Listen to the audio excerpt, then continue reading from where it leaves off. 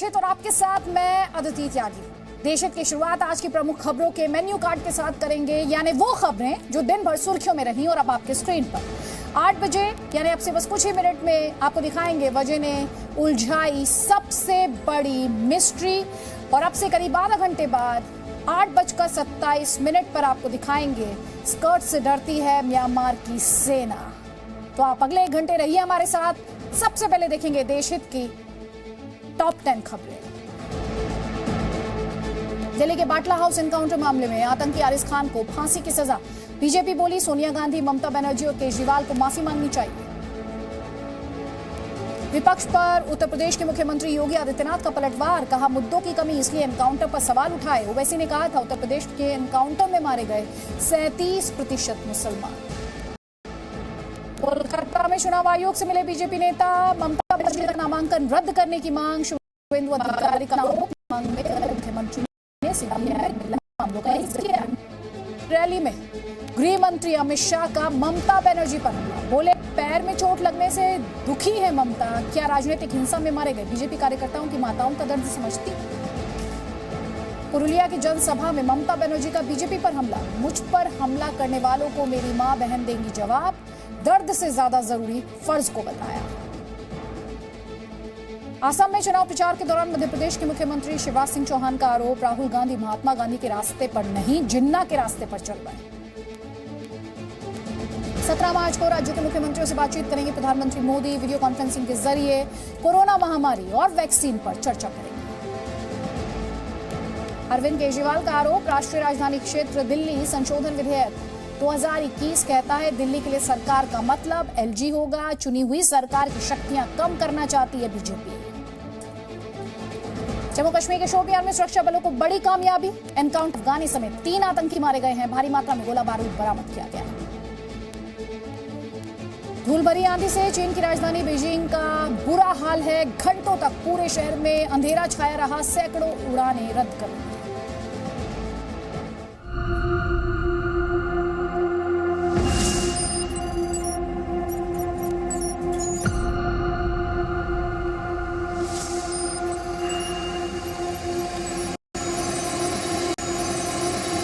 मैं मानता हूं कि बहुत ही कामयाब और होनहार अफसर है।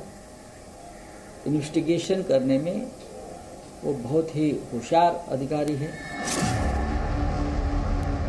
लगातार महाराष्ट्र की सरकार और शिवसेना के नेता वाजे के प्रवक्ता के रूप में पेश आ रहे हैं।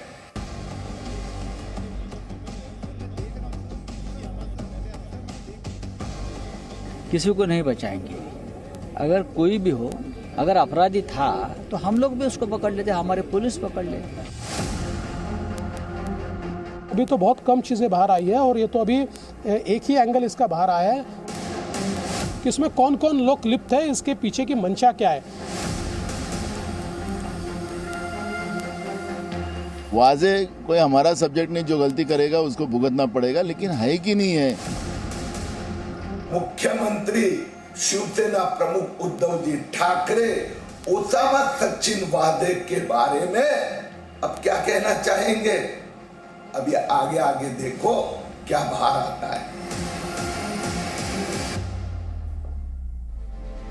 तो मुंबई में एंटिलिया के बाहर विस्फोटक भरी कार मुंबई के लिए सबसे बड़ी मिस्ट्री बन चुकी है। इस केस में मुंबई पुलिस के असिस्टेंट पुलिस इंस्पेक्टर सचिन वजे को शनिवार को ही घंटों की पूछताछ के बाद एनआईए ने गिरफ्तार किया। आज मुंबई पुलिस को वजे को सस्पेंड करना पड़ा। एंटिलिया विस्फोटक केस में अब कई सवाल उठ रहे हैं, जैसे कि एंटिलिया के पास विस्फोटक वाली कार कैसे पहुंची, किसने पहुंचाई, एंटिलिया के बाहर पीपीई किट में कौन था, मनसुख हिरेन की मौत कैसे हो गई, क्या वजह का शिवसेना के नेताओं से कारोबारी संबंध है।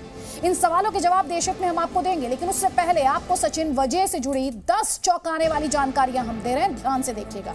2004 में मुंबई ब्लास्ट के आरोपी ख्वाजा यूनुस की पुलिस कस्टडी में मौत हो गई थी, जिसके आरोप में वजे और उनके 12 साथियों को सस्पेंड कर दिया गया था।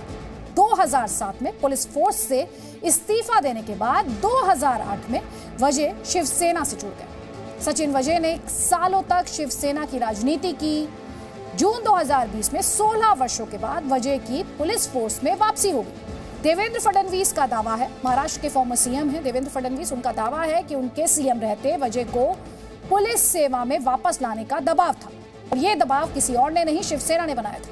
दोबारा पुलिस फोर्स ज्वाइन करने के बाद उन्हें हाई प्रोफाइल केस सुलझाने का जिम्मा मिला। फर्जी टीआरपी केस और एंटीलिया कार केस की जांच कर रहे थे वजह। ऋतिक रोशन और कंगना रनौत से जुड़ा ईमेल का 7 साल पुराना केस भी सचिन वजह को ट्रांसफर किया गया। 49 साल के सचिन वजह ने अपने कार्यकाल में 63 एनकाउंटर किए हैं और बीजेपी का दावा है सचिन वजह का शिवसेना नेताओं के साथ कारोबारी रिश्ता है। मुंबई एटीएस और एनआईए दोनों इस केस की जांच कर रहे हैं, लेकिन सचिन वजह की गिरफ्तारी ने इस केस में किसी गहरी साजिश के होने की आशंका बढ़ा दी। सचिन वाजे, पूर्व assistant police inspector, Mumbai police.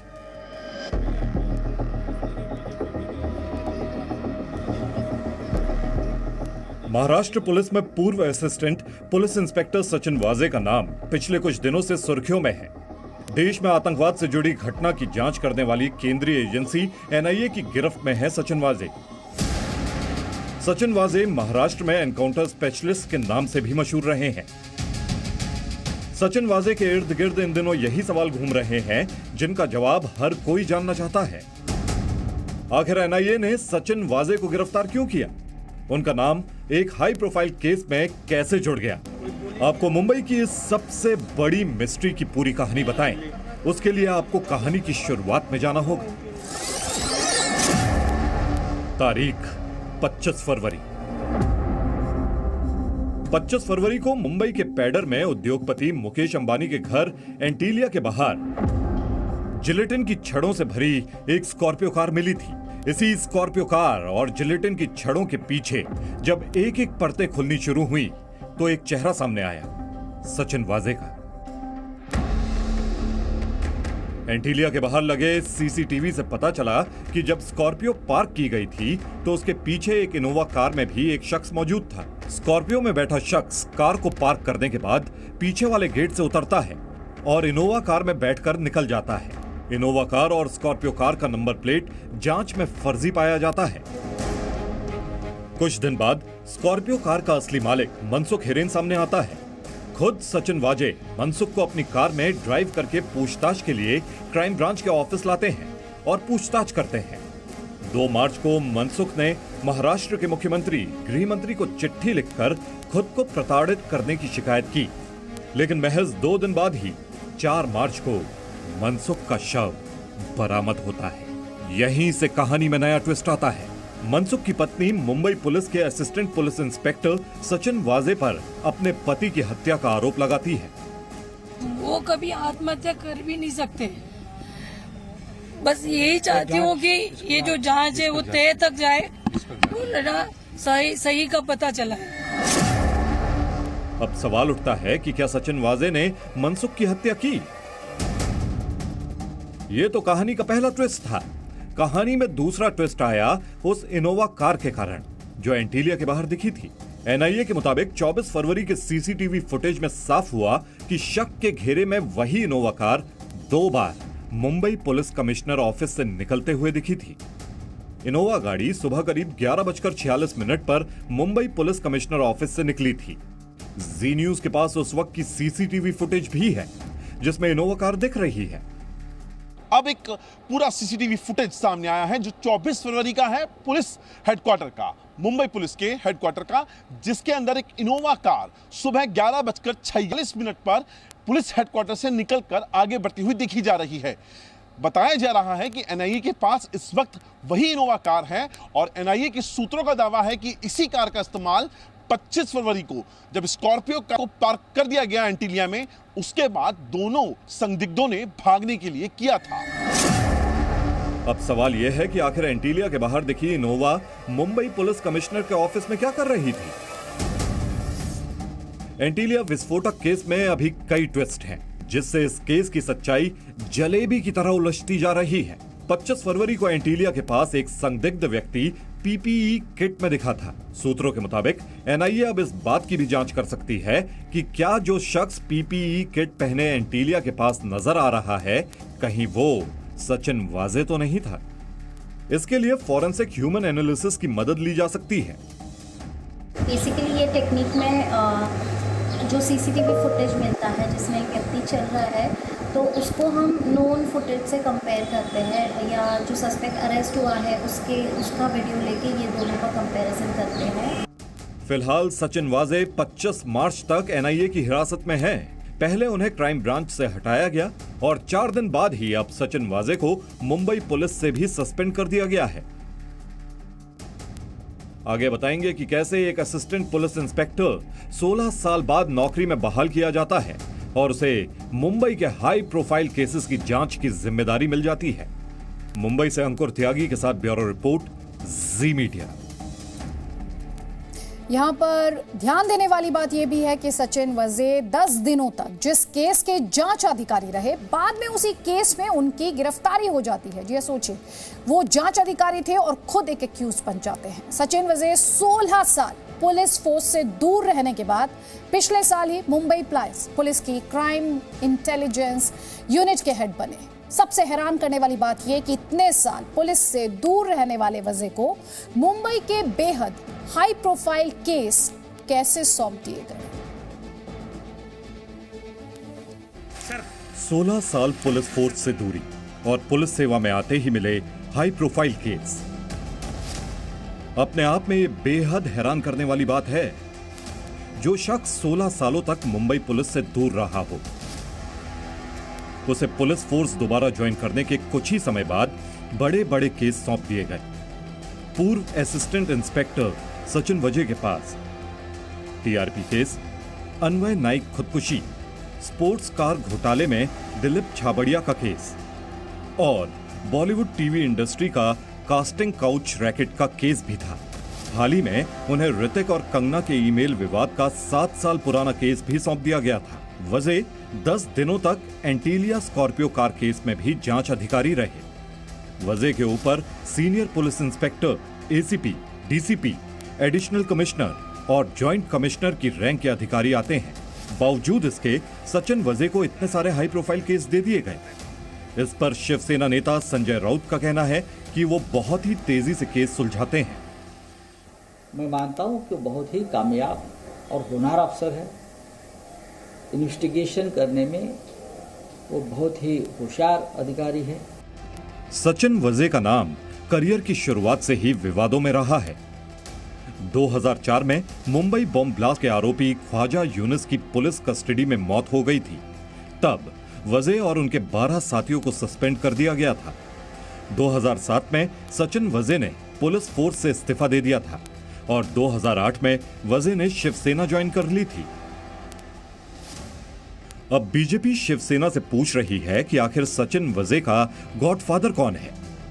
16 साल तक पुलिस फोर्स से दूर रहने के बाद दोबारा सर्विस ज्वाइन करने वाले सचिन वजे अकेले पुलिस ऑफिसर नहीं हैं। इससे पहले एनकाउंटर स्पेशलिस्ट दया नायक भी विवादों में रहे हैं। उन्हें भी कई आरोपों का सामना करना पड़ा और एक एक कर उन पर लगे आरोप भी धुल गए और वो फिर से पुलिस सेवा में आ गए। मुंबई पुलिस के एक और एनकाउंटर स्पेशलिस्ट प्रदीप शर्मा भी विवादों में रहे हैं। उन पर फर्जी एनकाउंटर के आरोप लगे थे। बाद में कोर्ट ने उन्हें निर्दोष माना। प्रदीप शर्मा तो 2019 के विधानसभा चुनाव में शिवसेना के उम्मीदवार भी बन गए थे। सचिन वजे भी प्रदीप शर्मा और दया नायक के सहयोगी रहे हैं और अब उन पर भी आरोपों के दाग लगे हैं। अब कोर्ट में साबित होगा कि उनकी वर्दी पर लगे दाग सच्चे हैं या झूठे। मुंबई से अंकुर त्यागी के साथ ब्यूरो रिपोर्ट, जी मीडिया। तो ये समझने वाली बात है, जिस ऑफिसर को कोर्ट के फैसले के बाद हटाया गया, 16 साल बाद उसकी इस तरह से वापस पुलिस फोर्स में एंट्री हो जाती है, वो भी बहुत ही हाई प्रोफाइल केसेस के माध्यम से। ये क्या बताता है? ये संकेत देता है कि महाराष्ट्र सरकार में कोई ना कोई गॉडफादर तो सचिन वजे का है और वो देश हित में बिल्कुल नहीं। अब बात करेंगे भारत को धर्मशाला समझने वाली उस सोच की जो देश हित में बिल्कुल नहीं। जम्मू में रोहिंग्याओं के खिलाफ सबसे बड़ा एक्शन शुरू हो चुका है। करीब 200 रोहिंग्या होल्डिंग सेंटर में। ये ऐसे लोग हैं जिनके पास उनकी पहचान से संबंधित कोई भी कागज नहीं। पुलिस कार्रवाई के डर से सैकड़ों रोहिंग्याओं के जम्मू से भाग निकलने की भी खबर है। रोहिंग्याओं के खिलाफ अभियान में एक बड़ा खुलासा यह भी हुआ कि रोहिंग्याओं का भारत आना और म्यांमार में हिंसा का कोई लेना देना है ही नहीं। रोहिंग्याओं के बचाव में अक्सर ये कहा जाता है कि ये लोग 2012 से म्यांमार में रोहिंग्या विरोधी हिंसा की वजह से भारत भाग कर आए, लेकिन जम्मू में सुरक्षा एजेंसियों की जांच में जो खुलासा हुआ वो ये कहता है कि जम्मू में रोहिंग्या 26 साल पहले, जी हाँ 26 साल पहले यानी 1995 में ही पहुंच गए थे। 2012 से कहीं पहले 1995 में, तब तो म्यांमार में किसी तरह की रोहिंग्या विरोधी हिंसा थी ही नहीं। ऐसे में सवाल यह कि रोहिंग्याओं को जम्मू में क्या डेमोग्राफी बदलने की साजिश के तहत बसाया जा रहा था।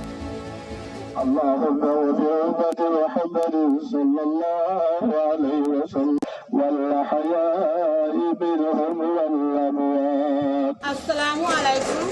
हम बोलना चाहता हूँ, हम रोहिंग्या मुसलमान है, हमारे देश में मारा जा रहा है, काटा जा रहा है, अभी अभी जुल्म है। बुद्धिस्ट को बुद्धिस्ट लड़ रहे हैं, जान बचाने के लिए आया जी। फिर हम जान बचाने के लिए आया था, हम गलती करने के लिए नहीं आया, इधर से जिंदगी में रहने के लिए नहीं आया था। हमारा देश अगर ठीक हो जाएगा, हमारा सिटीजनशिप दे देगा तो हम लोग वापस खुद ही चले जाएंगे। आप लोग को देने का जरूरत नहीं है जी।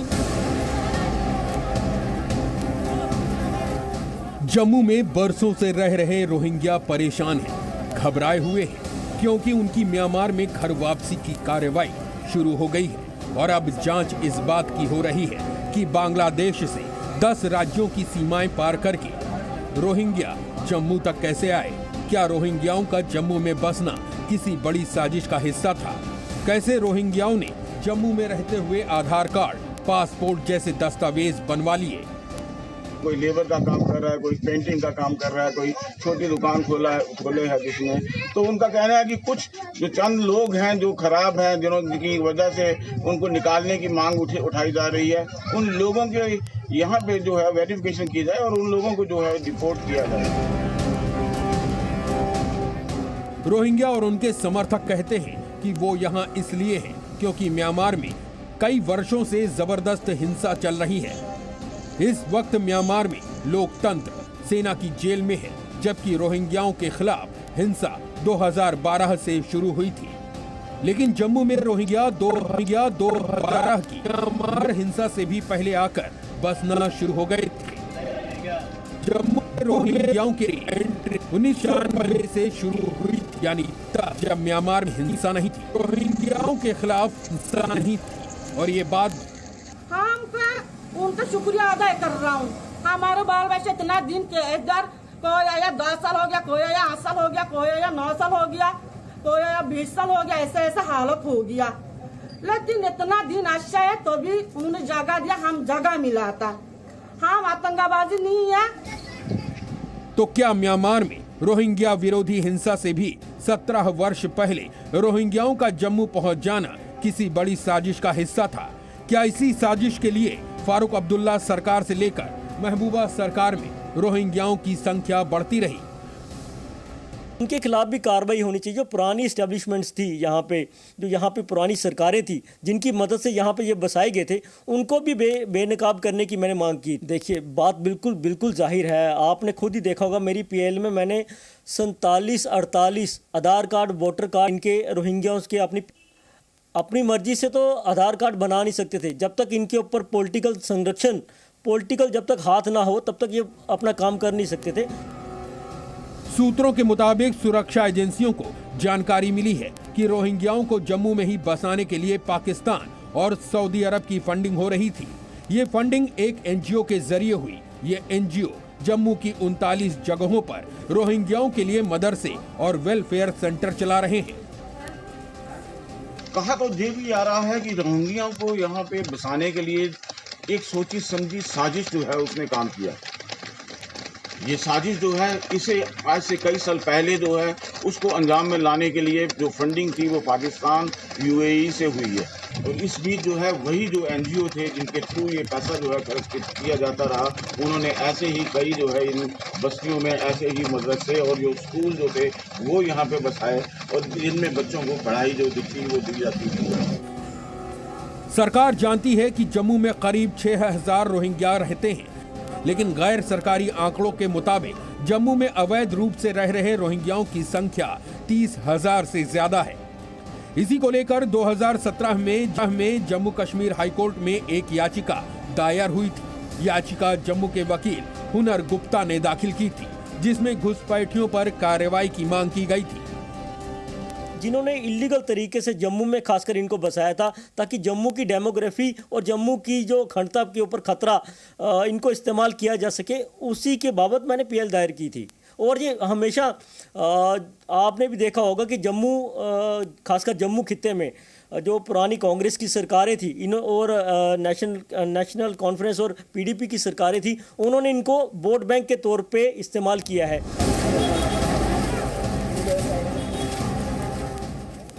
हाईकोर्ट के आदेश के बाद ही जम्मू पुलिस रोहिंग्याओं का वेरिफिकेशन कर रही है। अब तक 195 रोहिंग्या होल्डिंग सेंटर भेजे जा चुके हैं और होल्डिंग सेंटर भेजे जाने के डर से कई रोहिंग्या परिवार समेत जम्मू से निकल चुके हैं। जम्मू पुलिस ने लोगों से अपील की है कि वो रोहिंग्याओं की पहचान करके पुलिस को भी बताएं। राजू केरनी, जी मीडिया, जम्मू।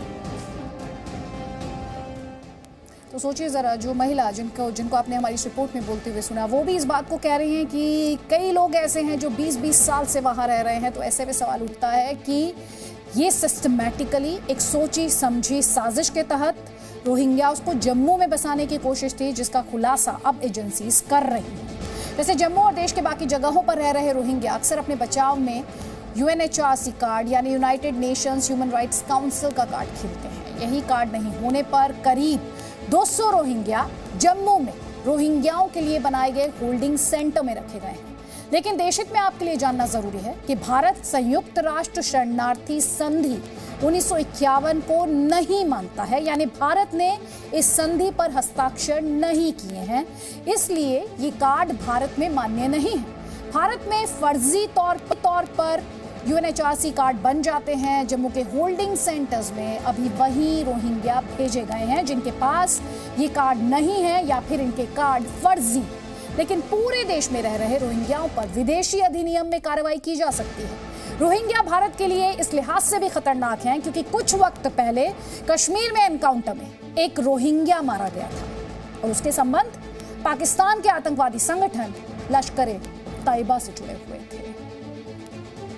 देशहित में अब बात एक ऐसे पड़ोसी देश की जहां की सेना महिलाओं के कपड़ों से खौफ खाती है। जी हाँ, देश की सेना है लेकिन महिलाओं के कपड़ों से खौफ खाती है। जिस भी सड़क पर महिलाओं के कपड़े टंगे होते हैं वहां से सैनिक गुजरने से परहेज करते हैं।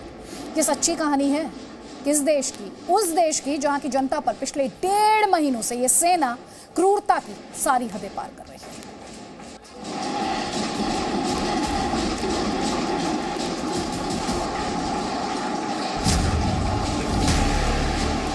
बीच सड़क पर खड़े इन प्रदर्शनकारियों को ध्यान से देखिए। प्रदर्शनकारियों ने शील्ड से सुरक्षा का एक घेरा बनाया हुआ है। वो शील्ड को लगातार बजाते जा रहे हैं। आप सोच रहे होंगे कि भला इसमें क्या खास बात है। ऐसा तो हर विरोध प्रदर्शन में देखने को मिलता है। लेकिन जरा ठहरिए, क्योंकि कहानी यहीं से शुरू होती है। अब विरोध प्रदर्शन की दूसरी तस्वीर देखिए। वो वीडियो जो पूरी दुनिया में सुर्खियों की वजह बन गया। सड़क के बीचों बीच बाकायदा रस्सी बांधकर अलग अलग रंग के कुछ स्कर्ट्स लटकाए गए हैं। प्रदर्शनकारी इसके ठीक उस पार खड़े हैं। आप यकीन नहीं मानेंगे, लेकिन महिलाओं के यही कपड़े यहाँ प्रदर्शनकारियों के लिए सबसे बड़ा हथियार बन चुके हैं और यहाँ जनता पर जुल्म ढाने वाली सेना के खिलाफ लक्ष्मण रेखा की तरह काम कर रहे हैं। हम आपको लोकतंत्र की लड़ाई में सबसे बड़ा हथियार बन चुके इन कपड़ों की दिलचस्प कहानी विस्तार से बताएंगे। उससे पहले आपको जानना चाहिए कि ये तस्वीर कहां की है। भारत के पड़ोसी देश म्यांमार में 1 फरवरी को तख्तापलट हुआ था। यहां की सेना ने आंग सान सू की की सरकार को सत्ता से बेदखल करके नियंत्रण अपने हाथ में ले लिया था और 1 वर्ष के लिए इमरजेंसी लगा दी थी। तब से लगातार म्यांमार की सेना अपनी ही जनता पर क्रूरता की हदें पार कर रही है।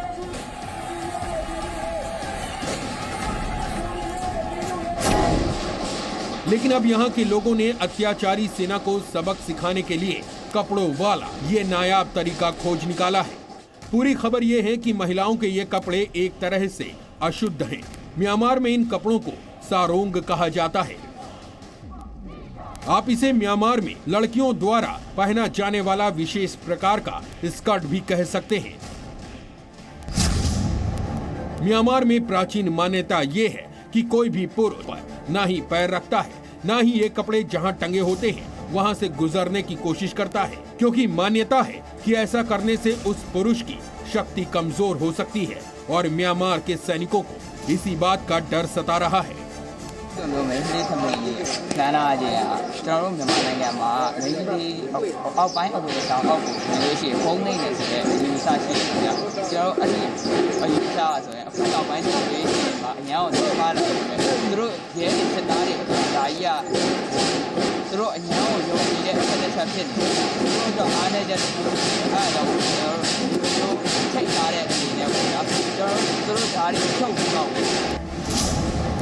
आप इसे अंधविश्वास भी कह सकते हैं, लेकिन इस वक्त म्यांमार में यही अंधविश्वास सेना के खिलाफ कारगर साबित हो रहा है और महिला दिवस के दिन से ही म्यांमार की सारोंग क्रांति की चर्चा पूरी दुनिया में है। ब्यूरो रिपोर्ट, जी मीडिया। इस रिपोर्ट में आपने म्यांमार में प्रदर्शनकारी महिलाओं की सारोंग क्रांति देखी। अब आपको सेना की क्रूरता भी देखनी चाहिए। क्रूर सेना प्रदर्शनकारियों की कब्र खोद रही है, शवों को सीमेंट से ढक रही है। यहाँ राजनेताओं को टॉर्चर रूम में रखा जा रहा है और सरेआम गोलियां चलाई जा रही है।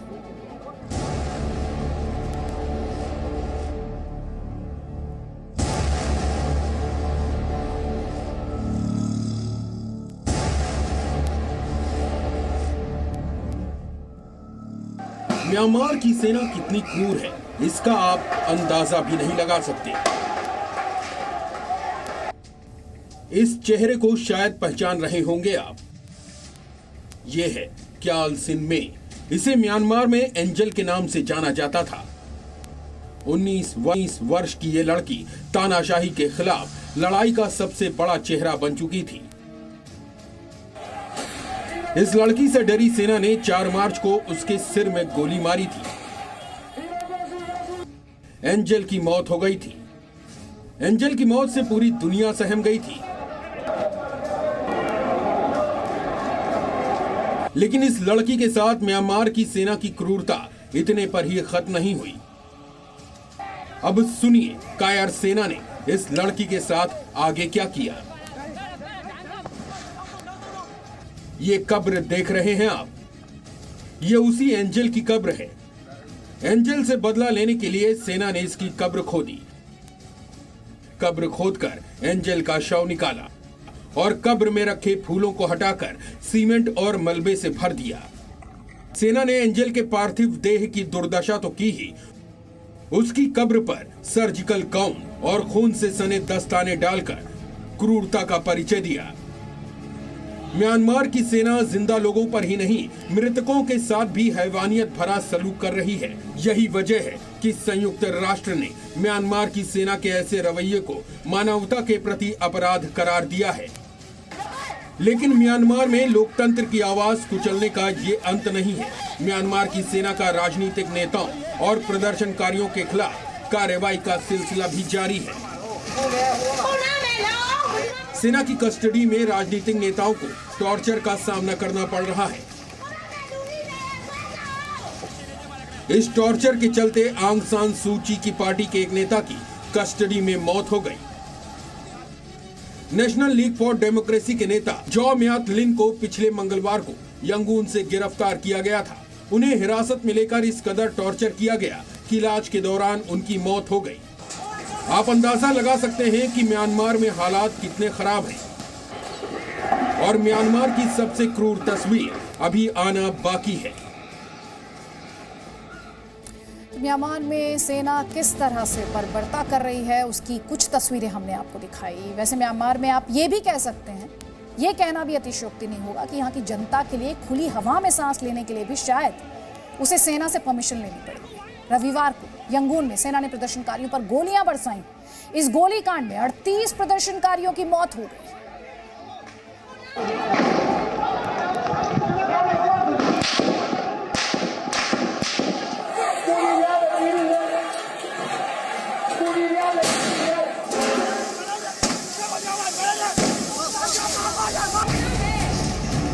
अपने देश में जो लोग सवाल उठाते हैं कि भारत में लोकतंत्र खतरे में है, वो म्यांमार में चली गोली की यह आवाज सुने।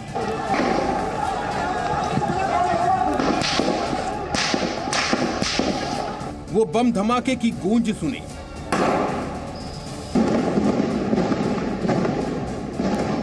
सेना और प्रदर्शनकारियों के बीच हुई हिंसक झड़प को देखें।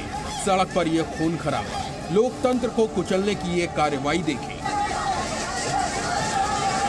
और सोचें कि लोकतंत्र की आवाज को कहां दबाया जा रहा है, भारत में या फिर म्यांमार में। म्यांमार में तख्ता पलट के बाद से हालात लगातार बदतर होते जा रहे हैं। तस्वीरें यंगून की हैं। रविवार को प्रदर्शनकारियों ने हैंगथाया में चीन की एक फैक्ट्री में आग लगा दी थी, जिसके बाद म्यांमार की सेना ने प्रदर्शनकारियों पर खुलेआम गोली चलाई।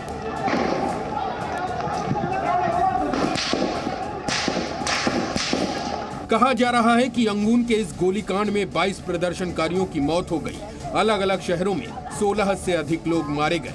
ये कितना जघन्य है, आपको पीड़ित परिवारों के घरों की स्थिति को देखकर समझ आएगा। यंगून में रविवार की हिंसक झड़प में मारे गए एक युवक के परिवार का दर्द देखिए। यंगून में रहने वाले इस पीड़ित परिवार ने बेटे का अंतिम संस्कार नहीं होने दिया। रोती बिलखती इस मां ने सेना को सामने आने की चुनौती दी।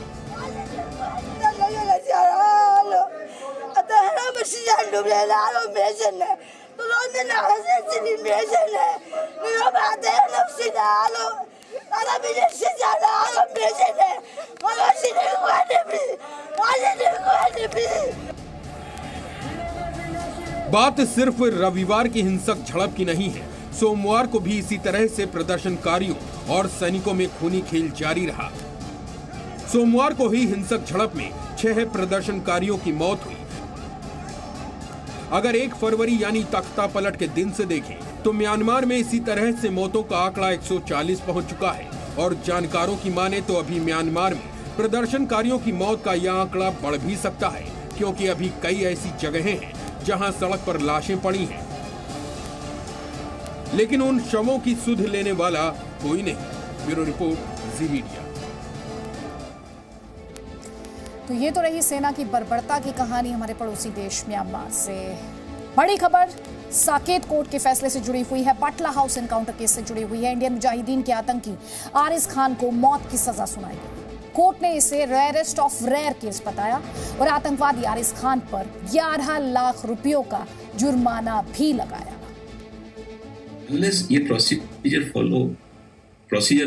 फॉलो होता है हर केस में, और इस प्रोसीजर का जो रिजल्ट आता है उसका वेट करना चाहिए, और उस प्रोसीजर के रिजल्ट के बाद ही लोगों को कमेंट करना चाहिए कि भाई ये एनकाउंटर कैसा है।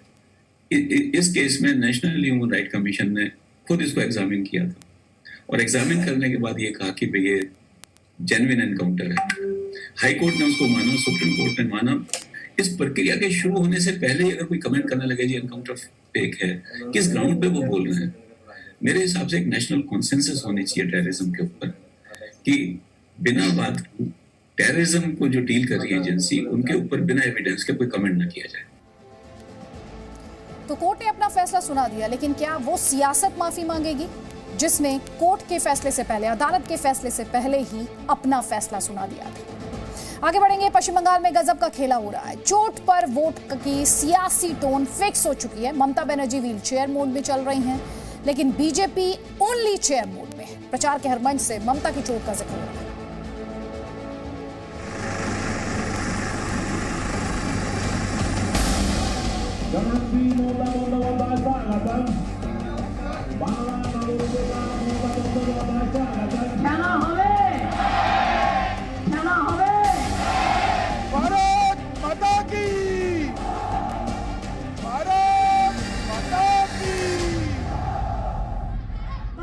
ये चुनावी बंगाल है। जोर से बोलो हटाना है या नहीं हटाना है। यहाँ चोट में वोट है और वोट की खातिर सियासी चाल है। जन की दहलीज पर सत्ता का दरबार है। ये तीनों विधायक बनकर कुर्सी पाने को नेता बेहाल है। ये चुनावी बंगाल है। आज मेरे हेलीकॉप्टर में खराबी आ गई। 10 তারিখে একটি ঘটনায় আমার পায়ে চোট লাগার ফলে यहाँ सियासी शिकवे हैं, फरेब की फांस है, झूठ का सहारा और सहानुभूति का जाल है। चुनावी बंगाल में ये चेयर का हाल है। আমি যদি ভাঙা পায়ে লড়ে যেতে পারি তাও যদি আমরা লড়ে যেতে পারি। अबे तय नहीं हो रहा कि चोट कैसे आई। पश्चिम बंगाल में ममता बनर्जी के पांव की चोट इन दिनों सियासी चर्चा की दिशा तय कर रही है। इस चोट का चुनावी विमर्श समझना है तो इन तस्वीरों पर गौर करें। चुनाव के रण में ममता से तो दिन भर इनका बसेरा व्हीलचेयर पर होता है, लेकिन एक ही चेयर पर 2 चरणों की अलग दास्तान है। बेचारा दायां चरण सहमा सिकुड़ा और अपनी हद में रहता है। उधर चोटिल चरण को पर्दे की हद पसंद नहीं। कोई चाहे दूर से दर्शन कर ले, झक सफेद पट्टी सफेद चप्पल के साथ प्रचार के मंच पर तो इनके ठाठ हैं। इनके लिए अलग से स्टूल लगता है ताकि लोग जान सकें कि ये मामूली नहीं, चोटिल चरण है। मंच पर इन दिनों कुछ नेताओं की तैनाती ही इसलिए की जाती है जो बार बार इसी चोटिल चरण का वंदन कर वोट वाली भीड़ की नजर और नियत चार्ज करते रहे।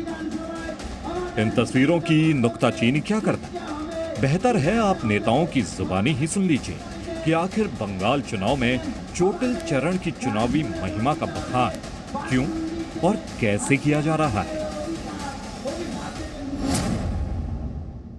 আপনারা জানেন গত 13-14 আমার মিটিং ছিল, পুরুলিয়াতেও ছিল, আমি করতে পারিনি কারণ 10 তারিখে একটি ঘটনায় আমার পায়ে চোট লাগার ফলে আমার সারা শরীরে চোট লাগে। आज मेरे हेलीकॉप्टर में खराबी आ गई, मगर मैं ऐसा नहीं कहूंगा कि ये षड्यंत्र है। मैं ऐसा नहीं कहूंगा। ये हेलीकॉप्टर बिगड़ जाता है भाई, बिगड़ गया, मैं लेट हो गया। আমি যদি ভাঙা পায়ে লড়ে যেতে পারি, আমার মাথা ফাটিয়ে দিয়েছে তাও আমি লড়ে যেতে পারি, আমার হাত দুটো ভেঙে দিয়েছে তাও যদি আমরা লড়ে যেতে পারি, তো তোমরা কেন লড়বে না? अभी अभी मैं देख रहा हूं ममता जी के पैर में चोट आई। देखा है ना आपने, चोट आई है। अब ये तय नहीं हो रहा कि चोट कैसे आई। जांच चल रही है। तृणमूल और कांग्रेस वाले कहते हैं कि बड़ा षड्यंत्र हो गया और चोट करा दी। चुनाव आयोग कहता है हमला नहीं हुआ है, हादसा हुआ है। टीएमसी हो या बीजेपी, चर्चा दीदी की चोट की ही है। कुछ और खबरें बस। Presenting B News app available on Google Play and App Store. Download it now.